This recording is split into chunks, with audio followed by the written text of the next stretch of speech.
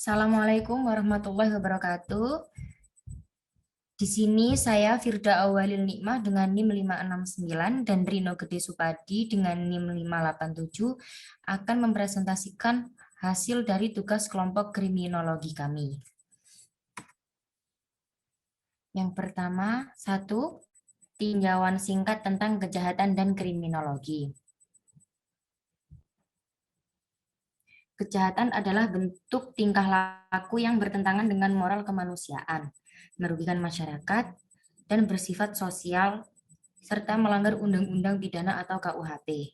Di dalam KUHP sendiri, tak ditentukan pengertian kejahatan, tapi dapat dirumuskan bahwa kejahatan adalah semua bentuk perbuatan yang memenuhi perumusan ketentuan-ketentuan KUHP. Kejahatan merupakan suatu perbuatan manusia yang mempunyai sifat jahat, sebagaimana bila orang membunuh, merampok, mencuri, dan lain sebagainya.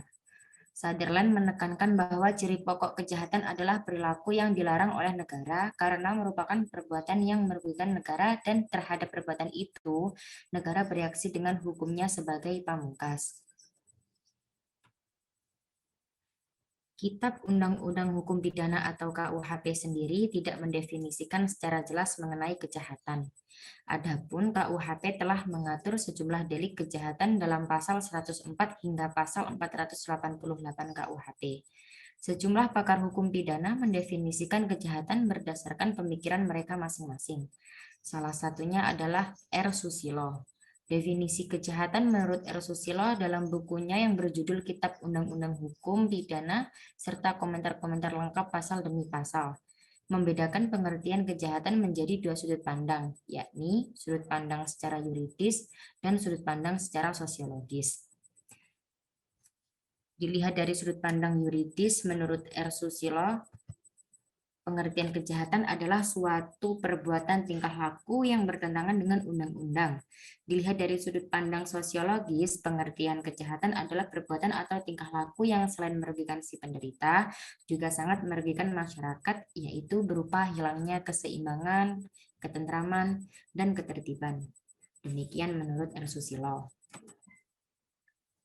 Secara tata bahasa, kejahatan dapat diartikan sebagai perbuatan atau tindakan yang jahat.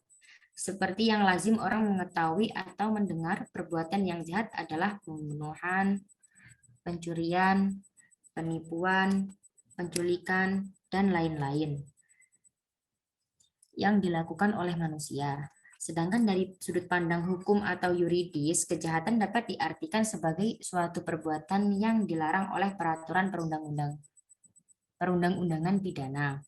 Ada dua faktor yang menyebabkan terjadinya kejahatan, yaitu satu faktor personal, termasuk di dalamnya faktor biologis atau umur, jenis kelamin, keadaan mental, dan lain-lain, dan psikologis atau agresivitas, kecerobohan, dan keteransingan. Dan yang kedua faktor situasional, seperti situasi konflik, faktor tempat, dan waktu. Orang yang melakukan tindak kejahatan dalam hukum pidana disebut sesuai dengan tingkatnya, yaitu tersangka jika perkaranya masih di tingkat penyidikan, terdakwa jika perkaranya sampai pada tingkat persidangan dan jaksa penuntut umum mendakwanya sesuai dengan suatu pasal, terpidana jika hakim berpendapat ia bersalah dan cukup bukti untuk membuktikan kesalahannya, narapidana jika ia menjalani pidananya di lembaga permasyarakat. Pengertian penjahat sendiri yaitu orang yang melakukan tindak kejahatan. Istilah penjahat dipakai dalam ilmu kriminologi, sedangkan di dalam hukum pidana tidak dikenal istilah penjahat. Kriminologi atau ilmu kejahatan sebagai disiplin ilmu sosial atau non-normatif disiplin yang mempelajari kejahatan dari segi sosial. Kriminologi disebut sebagai ilmu yang mempelajari manusia dalam pertentangan dengan norma-norma sosial tertentu. Sehingga kriminologi juga disebut sebagai sosiologi penjahat. Kriminologi berusaha untuk memperoleh pengetahuan dan pengertian mengenai gejala sosial di bidang kejahatan yang terjadi di dalam masyarakat. Atau dengan perkataan lain, mengapa sampai terdakwa melakukan perbuatan jahatnya itu.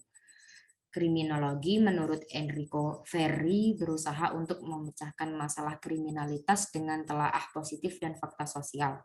Kejahatan termasuk setiap perbuatan yang mengancam kolektif dari kelompok yang menimbulkan reaksi pembelaan masyarakat berdasarkan pertimbangannya sendiri.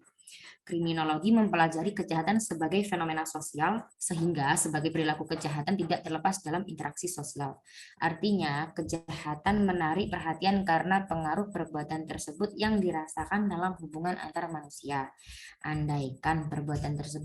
Andaikan seseorang yang oleh masyarakatnya dinyatakan telah berbuat jahat, maka perbuatan seperti itu bila dilakukan terhadap dirinya sendiri, misalnya mengambil barang miliknya untuk dinikmati, atau perbuatan tersebut dilakukan terhadap hewan-hewan di hutan buas, misalnya menganiaya babi hutan yang ditangkap, maka perbuatan itu tidak dianggap jahat dan perilaku itu tidak menarik perhatian. Keseluruhan ilmu yang membahas hal yang bersangkut paut dengan kejahatan yang satu sama dengan kejahatan yang lain merupakan data yang terpisah digabung menjadi suatu kebulatan yang sistematis disebut kriminologi. Seperti dikatakan sebelumnya bahwa kriminologi membahas masalah kejahatan. Timbul pertanyaan sejauh manakah suatu tindakan dapat disebut kejahatan? Secara formil, kejahatan dirumuskan sebagai suatu perbuatan yang oleh negara diberi pidana. Pemberian pidana dimaksudkan untuk mengembalikan keseimbangan yang terganggu akibat perbuatan itu. Keseimbangan yang terganggu itu ialah ketertiban masyarakat terganggu, masyarakat resah akibatnya. Penggangguan ini dianggap masyarakat antisosial. Tindakan itu tidak sesuai dengan tuntutan masyarakat. Karena masyarakat bersifat dinamis, maka tindakan pun harus dinamis sesuai dengan irama masyarakat. Jadi, ada kemungkinan suatu tindakan sesuai tuntutan masyarakat, tetapi pada suatu waktu. Faktor penyebab terjadinya anak melakukan tindak kriminal. Status sosial seseorang di dalam masyarakat banyak dipengaruhi oleh beberapa faktor. Selama di dalam masyarakat itu ada sesuatu yang dihargai, maka selama itu pula ada pelapisan-pelapisan di dalamnya, dan pelapisan itulah yang menentukan status sosial seseorang. Satu, faktor ekonomi.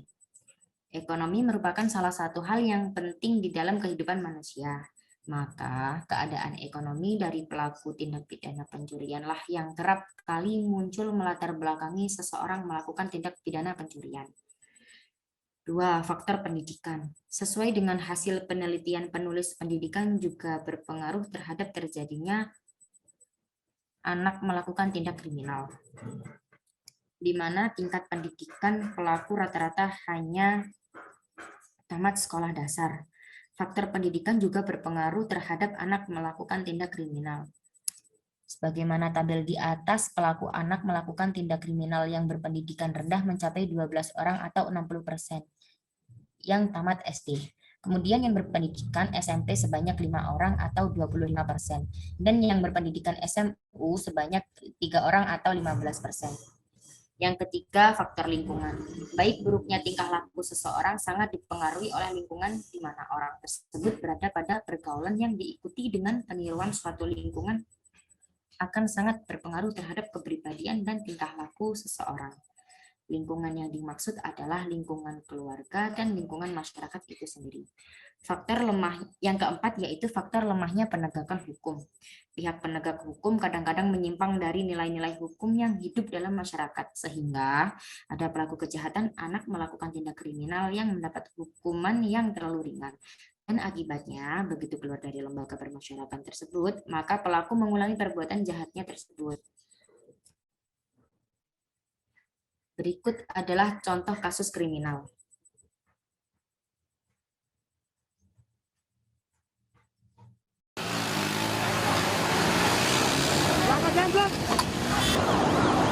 Aksi kejar-kejaran antara tim Satuan Gerak Cepat Raja Wali Polres Metro Jakarta Timur dan 2 orang begal ini terjadi di ruas Jalan I Gusti Ngurah Rai, Klender, Jakarta Timur. Polisi telah memperingatkan keduanya untuk berhenti, namun pelaku berupaya kabur dari kejaran petugas.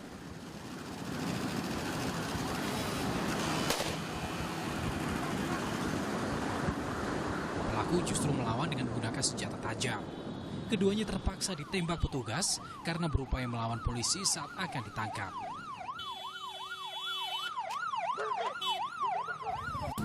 Berdasarkan keterangan saksi, kedua pelaku beraksi secara beramai-ramai dengan menggunakan belasan sepeda motor. Mereka merampas telepon seluler milik korban dan mengancam dengan senjata tajam berukuran besar bila korban melawan. Kasat Reskrim Polres Metro Jakarta Timur AKBP Heri Purnomo menegaskan, polisi tak segan-segan melakukan tindakan tegas dan terukur bagi para pelaku kejahatan yang masih nekat melakukan aksi kriminal terutama pada masa pandemi COVID-19. Pelaku ini sempat berpapasan dengan tim Raja Wali sehingga dilakukan pengejaran. Namun pada saat tim Raja Wali berusaha untuk menghentikan, pelaku berusaha melawan dengan melempar parang kepada tim Raja Wali tersebut. Kemudian oleh tim Raja Wali diberikan peringatan dan diberikan tindakan tegas terukur. Gangguan keamanan dan apalagi aksi kriminal tentu sangat disayangkan saat pandemi virus corona melanda negeri ini. Seharusnya sesama anak bangsa bersatu dan saling membantu agar wabah corona mereda, bukan menambah aksi kejahatan yang mengganggu ketertiban masyarakat. Tim Liputan, Kompas TV. Saudara, untuk mengetahui lebih jauh soal pengungkapan komplotan begal telepon seluler yang baru dibekuk dan juga penanganan gangguan keamanan di Jakarta Timur, sore ini kita sudah bersama dengan Kapolres Metro Jakarta Timur, Kombes Ari Ardian, melalui sambungan Skype. Selamat sore, Pak Ari. Selamat sore, Mas. Pak Ari, dua anggota begal ini ditangkap, salah satunya masih menjalani perawatan di Rumah Sakit Polri. Jadi sebetulnya ada berapa total anggota komplotan begal yang beraksi pada minggu dini hari kemarin, Pak Ari? Ya, jadi mereka sebetulnya ada sekitar 20 orang dengan menggunakan 10 unit kendaraan motor. Jadi mereka ini geng dari Bekasi yang menamakan diri kelompok original 2862, bergabung dengan anak-anak dari Cakung. Ya, mereka mencari lawan untuk melakukan tawuran. Tapi memang biasanya setelah melaksanakan tawuran, mereka juga menyasar masyarakat yang biasanya menggunakan atau memiliki barang-barang berharga dan melakukan perampasan terhadap masyarakat. Nah, saat itu ada 3 orang korban sedang berjalan, langsung dirampas oleh kelompok mereka. Ya. Dan pada saat salah satu korban melawan, korban ditendang dan tersungkur. Setelah kita mendapatkan laporan dari masyarakat, ya, khususnya tim Raja Wali yang memang setiap malam melakukan patroli, langsung melakukan pengejaran. Ya, dan terjadi aksi kejar-kejaran seperti yang terlihat di media massa yang sempat viral kemarin di media sosial. Iya. Polisi mencoba memberikan tembakan peringatan, namun tidak diindahkan. Tersangka terus malah menambah kecepatan sepeda motornya, sehingga polisi melakukan tindakan tegas terukur. Baik. Pak Ari, lalu bagaimana dengan 18 orang lain yang dalam pengejaran? Apakah sudah diketahui identitas mereka? Ya, ini sedang kita dalami, sedang kita periksa pada saat itu siapa saja yang bergabung pada pagi hari itu. Ya, nah, kita sudah punya nama-nama kelompoknya dan sedang kita lakukan pengejaran. Pak Ari, barang bukti apa saja yang diperoleh oleh kepolisian sejauh ini? Ya, sejauh ini ada senjata tajam berupa celurit, ada juga handphone hasil rampasannya. Ya. Handphone, senjata tajam masih dibawa, ternyata ini sangat membahayakan di tengah kondisi jalanan juga yang sepi. Keterangan sementara yang diperoleh dari 1 orang tersangka yang sudah diamankan ini, Pak Ari, mereka kerap beraksi di wilayah mana saja? Apakah Jakarta Timur dan juga Bekasi atau tersebar ke seluruh Jakarta? Ya, jadi untuk TKP-nya mereka memang random, ya, karena memang kebiasaan mereka mencari lawan itu dengan menggunakan Instagram, media sosial. Ya, nanti ada lawan-lawan geng yang lain, nah mereka janjian di satu tempat untuk melakukan tawuran. Setelah melakukan tawuran, biasanya kembali mereka mencari korban. Ya. Nah, jadi tempatnya sendiri mereka random sesuai dengan kesepakatan antar kelompok tersebut. Baik, ini sangat disayangkan Pak Ari tentu di tengah pandemi corona yang terjadi di Indonesia. Jakarta juga jalan-jalan tentu saat ini sepi, ini membahayakan. Bagaimana peningkatan patroli keamanan dilakukan oleh kepolisian Polres Metro Jakarta Timur, Pak Ari?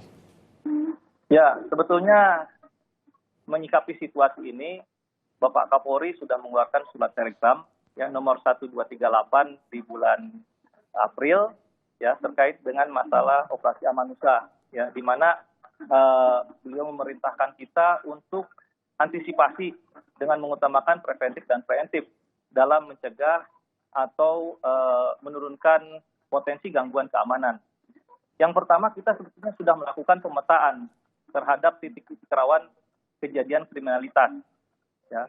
Yang kedua, kita melakukan pengamanan dan patroli di titik-titik rawan tersebut. Ya. Berdasarkan hasil evaluasi yang kita lakukan dari tren kejahatan yang terjadi. Ya, di mana khususnya Jakarta Timur ini kita sudah pelajari dari modus operandi, dari locus delicti dan tempus delicti.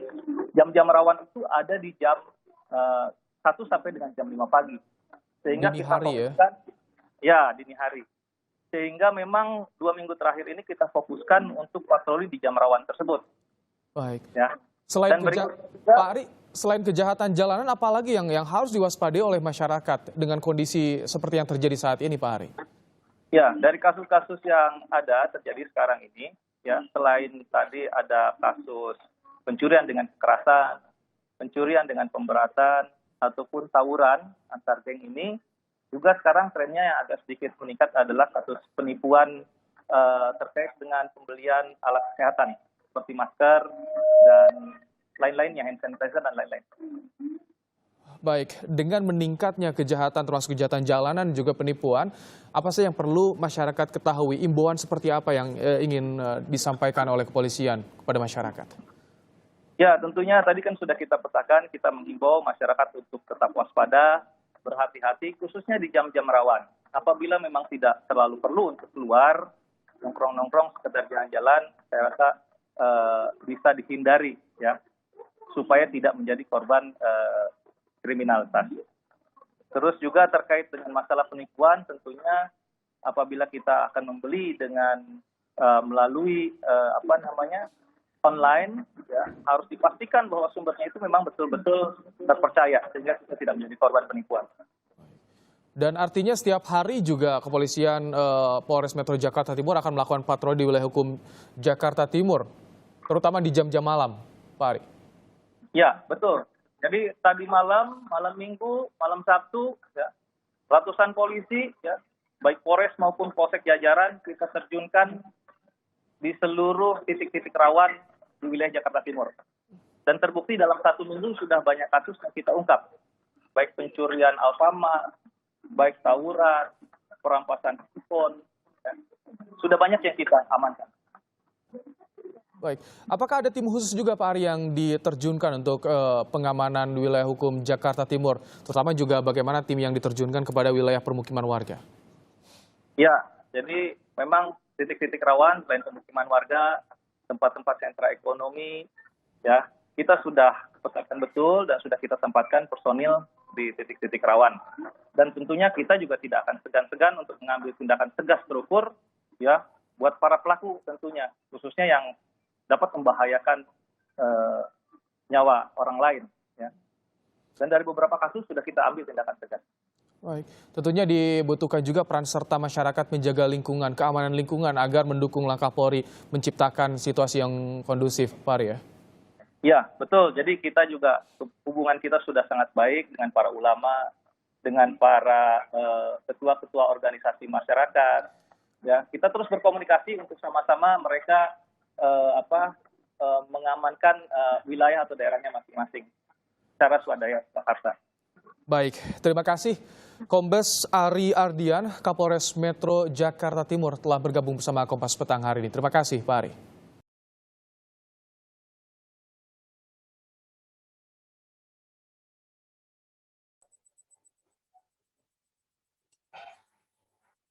Selanjutnya akan dilanjutkan oleh rekan saya Rino.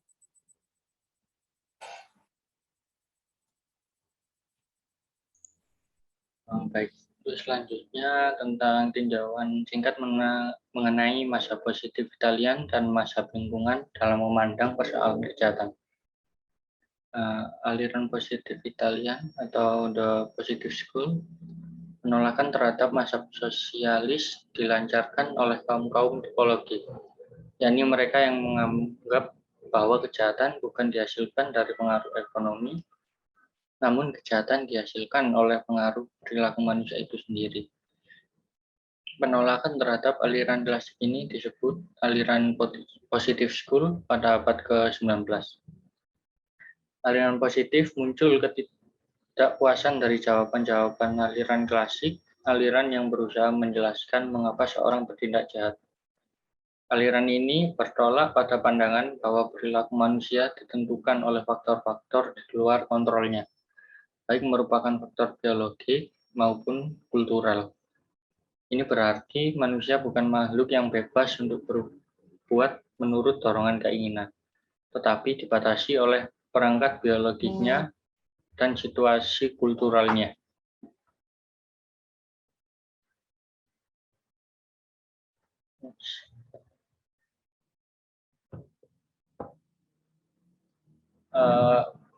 Aliran positif mempunyai landasan berpikir sebagai berikut. Yang pertama, kehidupan manusia dikuasai oleh hukum sebab akibat. Yang kedua, masalah-masalah sosial seperti kejahatan dapat diatasi dengan melakukan studi secara sistematis mengenai tingkah laku manusia. Yang ketiga, tingkah laku kriminal adalah hasil dari kondisi abnormalitas yang mungkin saja abnormalitas ini terletak pada individu atau juga pada lingkungannya. Yang keempat, tanda-tanda abnormalitas tersebut dapat dibandingkan dengan tanda-tanda yang normal. 5. Abnormalitas ini dapat diperbaiki, maka penjahat pun dapat diperbaiki. Yang keenam, treatment telah menguntungkan bagi penyembuhan penjahat, sehingga tujuan dari sanksi bukanlah menghukum, melainkan memperlakukan atau membina pelaku kejahatan.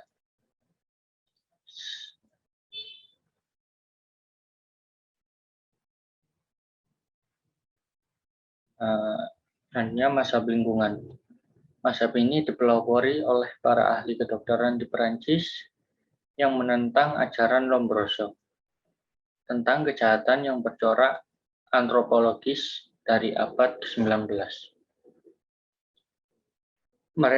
Mereka semua menganut garis-garis yang diberikan oleh Gillamard, Geoffroy, dan L. Pasteur yang menekankan pada arti lingkungan sebagai sumber dari segala jenis makhluk dan penyakit-penyakit yang timbul.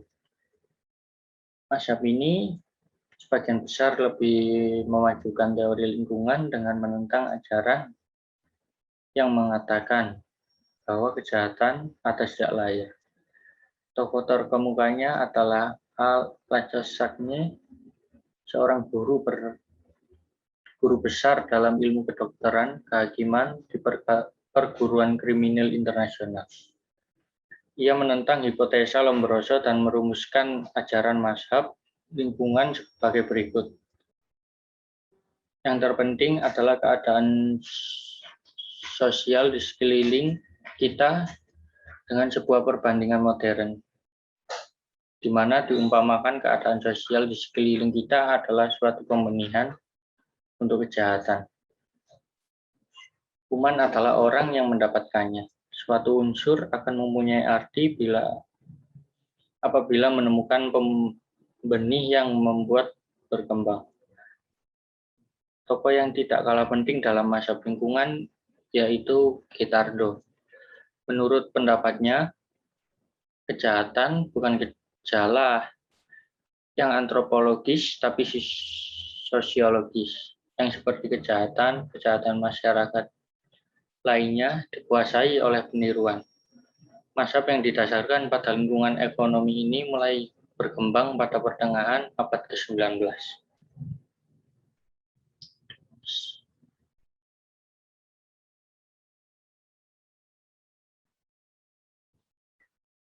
Teori ini mengatakan faktor-faktor ekonomi dalam masyarakat dipandang dari sudut dinamis adalah primer dan dipandang dari sudut statis merupakan dasarnya.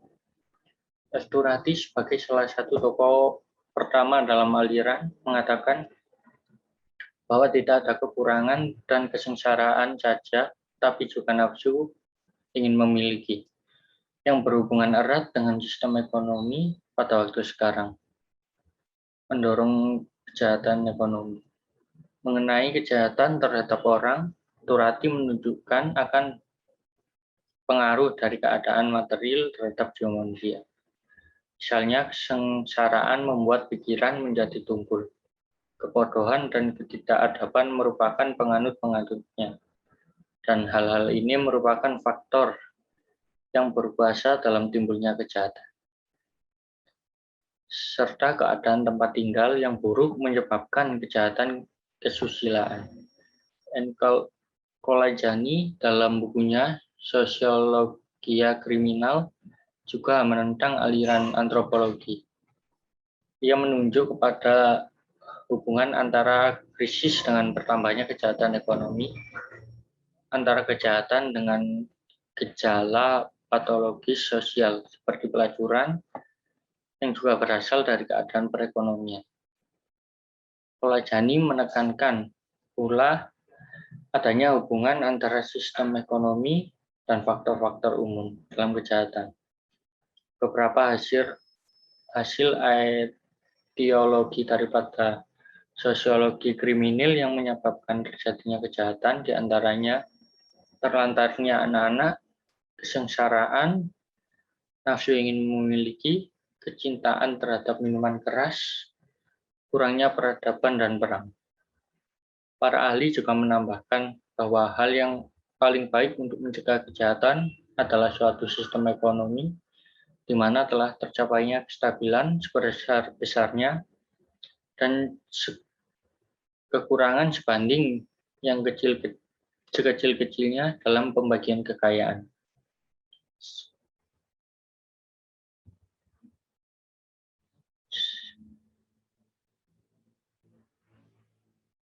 Untuk selanjutnya tentang macam-macam teori kriminologi menurut mazhab lingkungan, sosiokultural atau sosiokriminal. Next.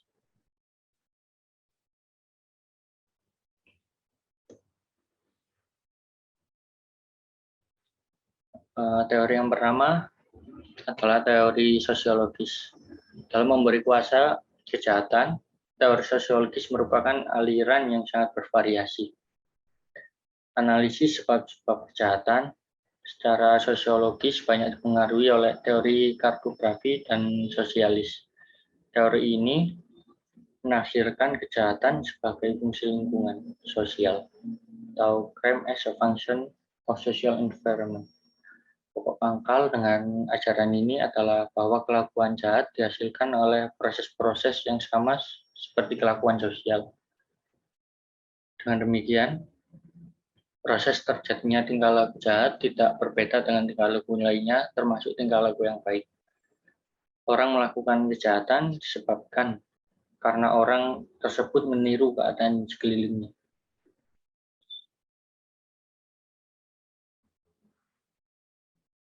Yang kedua adalah teori lingkungan. Teori ini biasa juga disebut sebagai masa Perancis. Menurut teori ini, seorang melakukan kejahatan karena dipengaruhi oleh faktor sekitarnya atau lingkungannya, baik lingkungan keluarga, lingkungan ekonomi, lingkungan sosial, lingkungan budaya, pertahanan keamanan, termasuk pertahanan dengan dunia luar, dan juga serta penemuan teknologi. Masuknya barang-barang dari luar negeri seperti televisi, buku-buku, serta film dari berbagai macam reklame sebagai promosinya, ikut pula menentukan tinggi rendahnya tingkat kejahatan menurut Tarde. Tingkat kejahatan menurut Tarde bahwa orang menjadi jahat disebabkan karena pengaruh imitation. Berdasarkan pendapat Tarde tersebut, seorang melakukan kejahatan karena orang tersebut meniru keadaan sekelilingnya.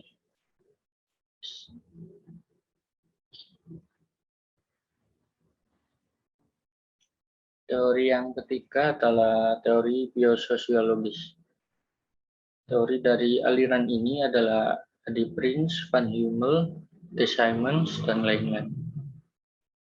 Aliran biososiologis ini sebenarnya merupakan perpaduan dari aliran antropologi dan aliran sosiologis.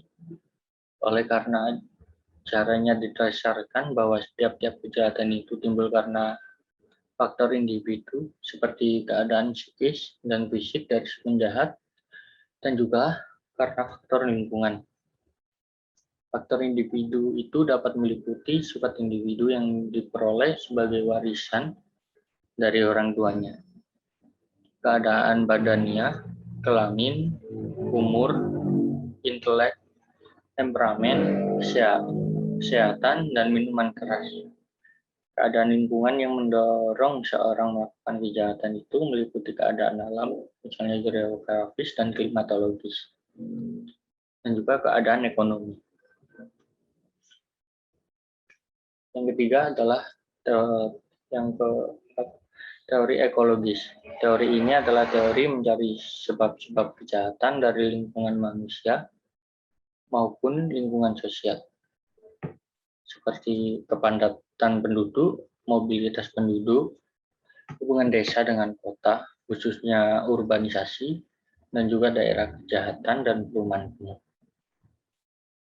Semakin padatnya penduduk di suatu daerah, maka akan menimbulkan konflik sosial yang beragam. Mobilitas penduduk juga bisa mempengaruhi terjadinya kejahatan. Hal ini dipengaruhi oleh semakin meningkatnya sarana transportasi. Sehingga hal tersebut seringkali bahwa penduduk berpindah tempat dari suatu daerah ke daerah yang lain dengan mudah, sehingga mobilitas penduduk yang tinggi cenderung mengakibatkan kejahatan yang semakin beragam. Urbanisasi juga dapat mempengaruhi terjadinya kejahatan. Semakin banyak perpindahan orang dari desa ke kota, maka akan semakin banyak terjadinya kejahatan di suatu kota tersebut. Karena otomatis kota tersebut akan menjadi lebih padat penduduknya. Daerah kejahatan dan kumuh juga sebenarnya bisa menjadi penyebab kejahatan terjadi. Di suatu daerah tertentu yang memiliki ciri masing-masing cenderung menyebabkan terjadinya kejahatan. Misalnya daerah padat penduduk yang kurang baik dalam sistem keamanannya akan menjadi sasaran orang untuk melakukan kejahatan. Sekian dari presentasi Firda dan saya Rino. Jika ada salah kata mohon maaf. Assalamualaikum warahmatullahi wabarakatuh.